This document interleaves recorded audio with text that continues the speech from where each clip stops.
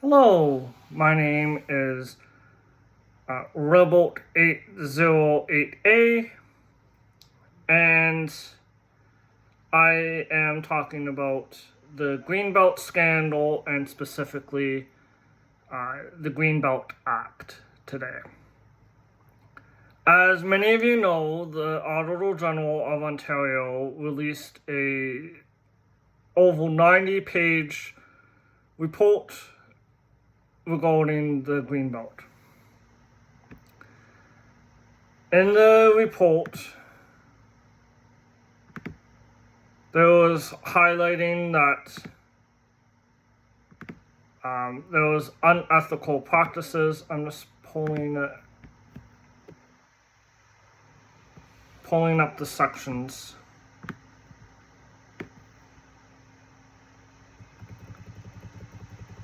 Table of contents.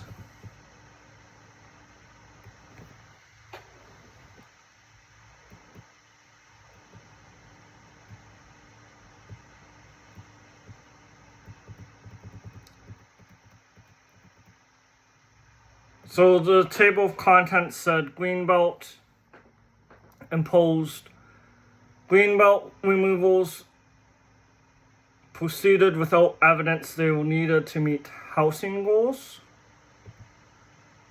The selection of land sites for removal from the Greenbelt was biased and lacked transparency. The 2022 Greenbelt boundary changes were inconsistent with the Greenbelt plan's visions and goals and deviated from previous processes. And this is where I'll go with the Greenbelt Act being violated.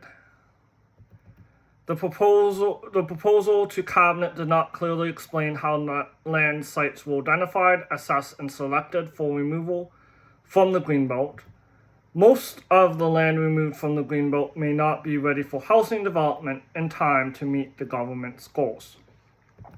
So that's another issue. Government's exercise to alter the Greenbelt did not factor in financial impacts or cost or clarify financial responsibilities. And this is a big one.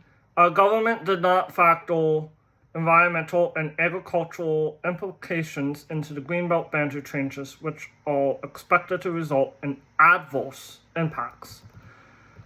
The public and municipalities were not effectively consulted on the Greenbelt boundary changes. This is still the table of contents. Indigenous communities and leaders say that the province failed to properly consult them on the Greenbelt changes. So this is in violation of the duty to consult in the Canadian Charter of Rights and Freedoms. Canadian Constitution. It's in the Canadian Constitution. No formal framework established to monitor whether developers are fulfilling government conditions on Greenbelt land removals. Developers and their representatives lobbied for removal of 12 of 15 Greenbelt sites in the few months leading up to site removals. There was potential contravention of the Public Service of Ontario's Act by the Housing Minister's Chief of Staff. That'll be interesting to read. We'll talk about in a separate video. Risk of additional non-compliance by political public service staff with Public Service of Ontario Act. There's use of personal emails. That's a huge scandal right there. Record retention policies for political staff communications needs reinforcing. And let's see, I have to find the right page. But while I'm looking,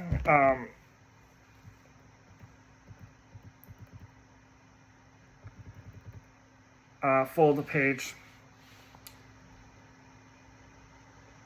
Doug Ford denied responsibility. No one was filed. The chief of staff to the housing minister,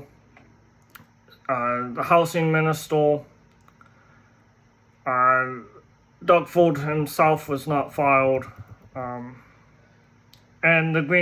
despite all the issues identified in the Greenbelt report, there was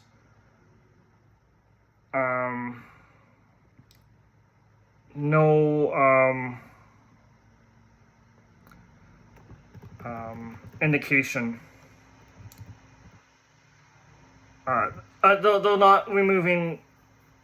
They're not re-reviewing the Greenbelt decision. So it says that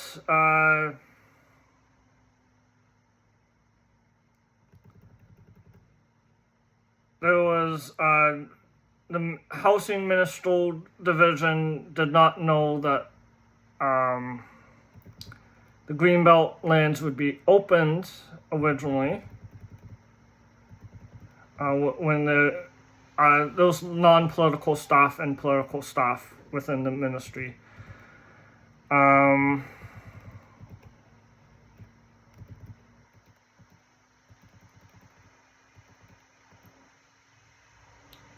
The assessment criteria was altered. Those Greenbelt team, and they were given unrealistic timelines of 3 weeks and did not contact municipalities, impacting the ability to review, impacting the ability for consultation to even occur.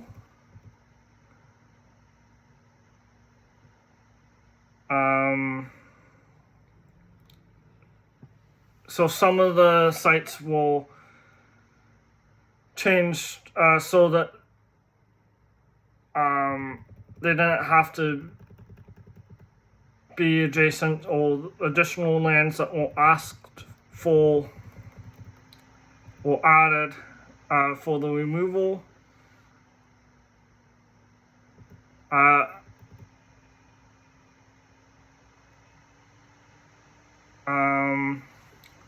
So there was a dropping of the criteria that considered environmental and agricultural factors, which is key for the Greenbelt. All 8 of the initial sites did not meet the initial criteria. And then lands removed from the Greenbelt contained specialty crops and or natural heritage systems.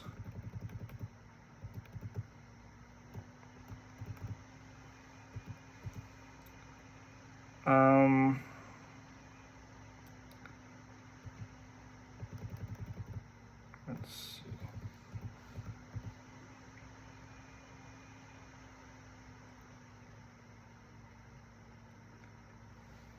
And then staff warned that public service staff warned the government that the short period of review of 30 days, which was the minimum amount of consultation, according to the Environmental Bill of Rights, would be criticized by municipalities and stakeholders as being insufficient to effectively consult the public.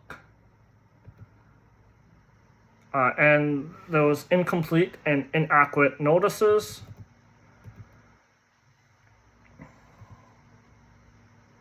And consultation happened just 11 days after municipal elections. And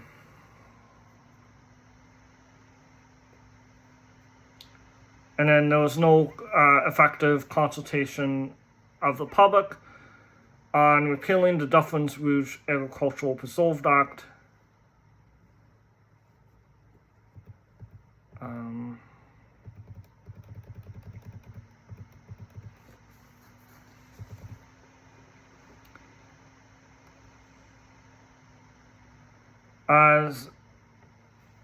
76% of the approximately 7,400 acres removed from the Greenbelt was in active agricultural use in 2022. 83% of the area removed was Class 1 to 3 prime agricultural lands, so very agricultural. The removal of the lands resulted in an increase of land value for a couple of developers by $8.3 billion.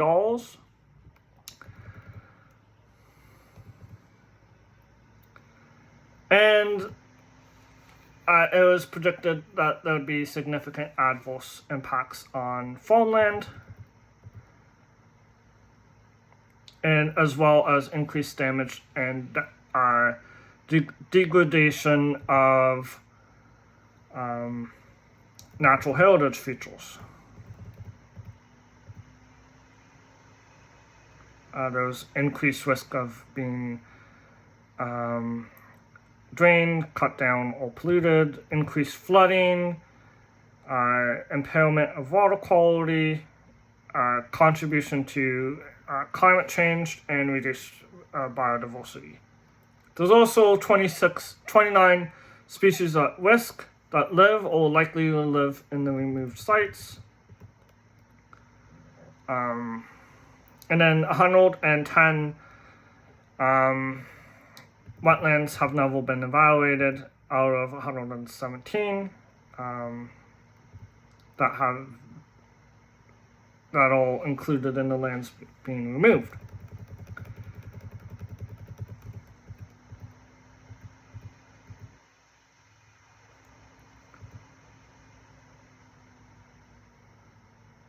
And then, here it is.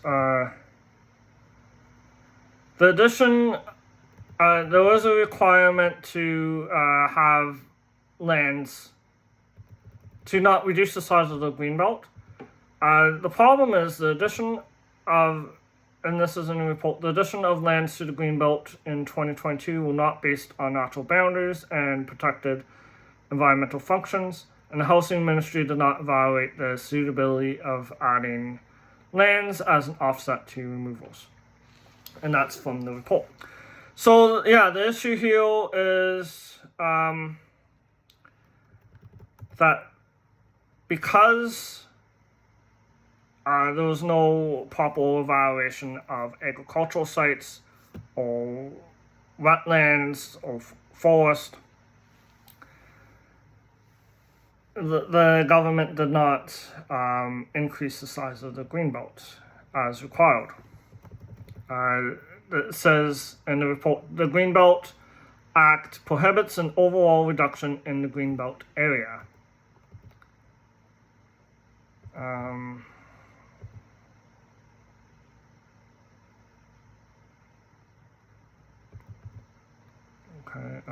then it says in the report, without consideration of hydrological, ecological, or geographical features,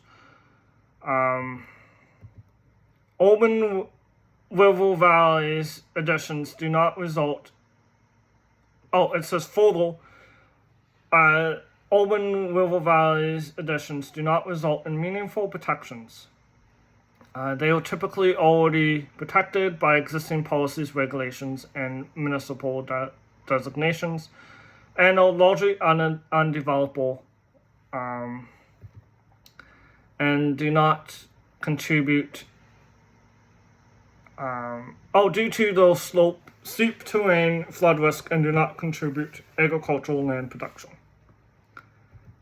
which is a core objective of the Greenbelt Plan.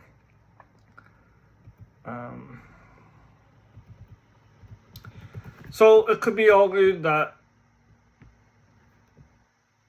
because it did not meet the objective of the plan, it was not,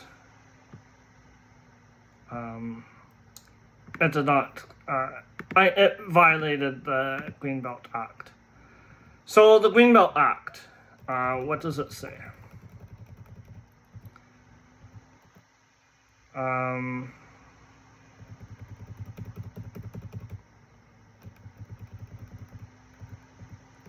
So it says the objectives of the Greenbelt plan are to establish a network of countryside and open space areas which supports the Oak Ridges Moraine and the Niagara Escarpment, sustain the countryside, rural, and small towns, and contribute to the economic viability of farming communities, preserve agricultural land as continuing commercial source of food and employment, to reduce the critical importance of agricultural sector to the regional, recognize the critical importance of the agricultural sector to the regional economy. So the removal of important agricultural land does not recognize the value of agriculture. And it's harder for new people to get in because of the increased value. Promote connections between lakes and Oak Ridges Marine and Niagara Escarpment to provide open space and recreational tourism and cultural heritage opportunities. To support the needs of rapidly expanding and increased urban population. To promote linkages between ecosystem and provincial parks or public lands. To control urbanization of the lands to which the Greenbelt Plan applies. To ensure that the development of transportation and infrastructure proceeds in an environmentally sensitive manner, to promote sustainable resource use, and any other prescribed objectives. None of that listed housing. And the housing affordability, I think it was the Housing Affordability Task Force, said that the Greenbelt is not needed to address the affordability crisis. But they did it anyways.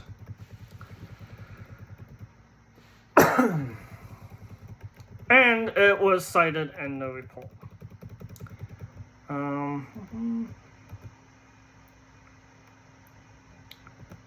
So it says the Acts Section 10(1) of the Act, regular reviews of the plan says the minister shall ensure that a review of the Greenbelt Plan is carried out every 10 years after the date the Greenbelt Plan comes into force. So it hasn't even been 10 years since the last review. So that's a bit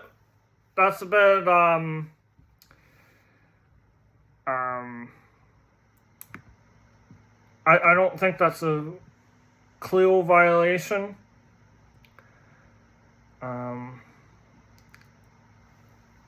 Because it could be argued that it's at least once every 10 years.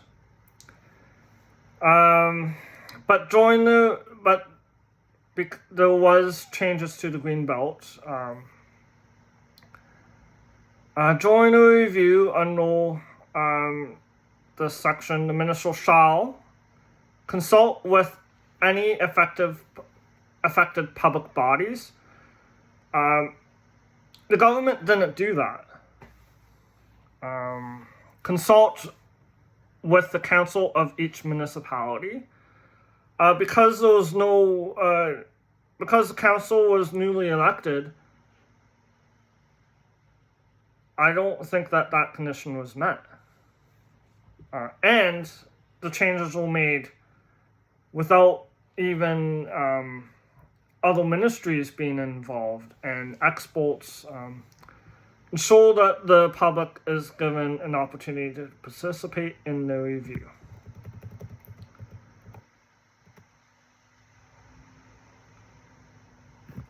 If an amendment to the Greenbelt Plan is proposed, it says under section 11(1), the minister may, in respect of the areas designated as protected countryside in the Greenbelt Plan, propose amendments to the Greenbelt Plan. If an amendment to the Greenbelt Plan is proposed under subsection 1, the minister shall ensure that notice of the proposal is given in prescribed manner to each municipality or municipal planning authority, and to other prescribed person or public body.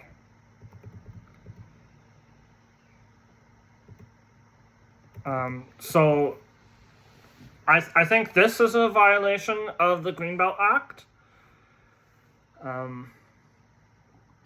because there was inadequate notice.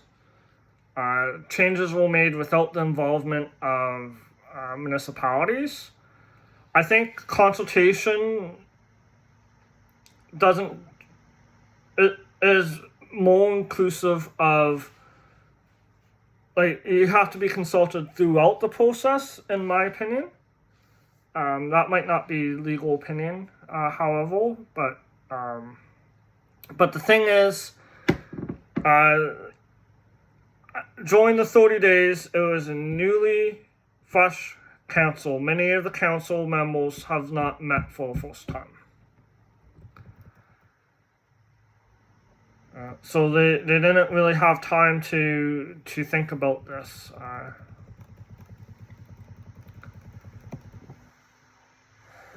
The minister shall not recommend a proposed amendment under subsection recommendations to the LG&C Lieutenant Governor and Council, subsection 6 of section 12.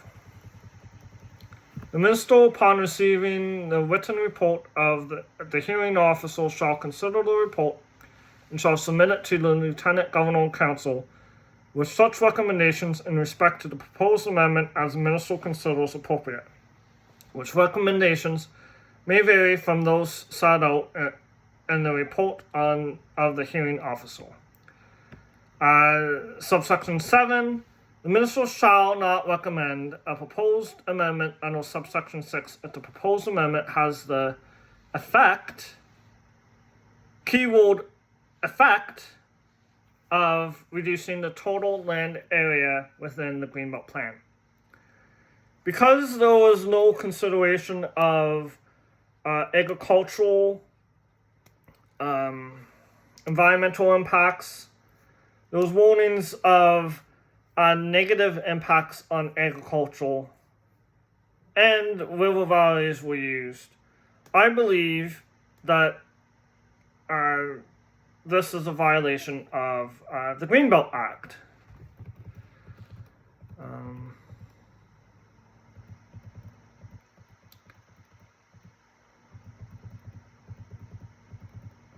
And then I don't think I added anything else under this section.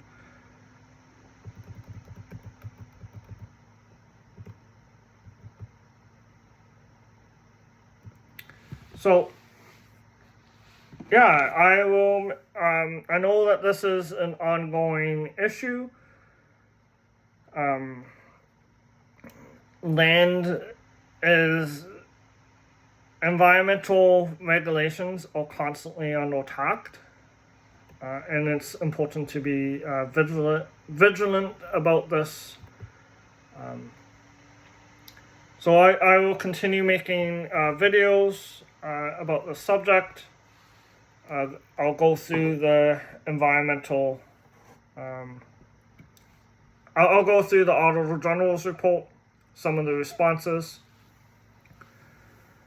and continue highlighting this important issue. Thank you for listening.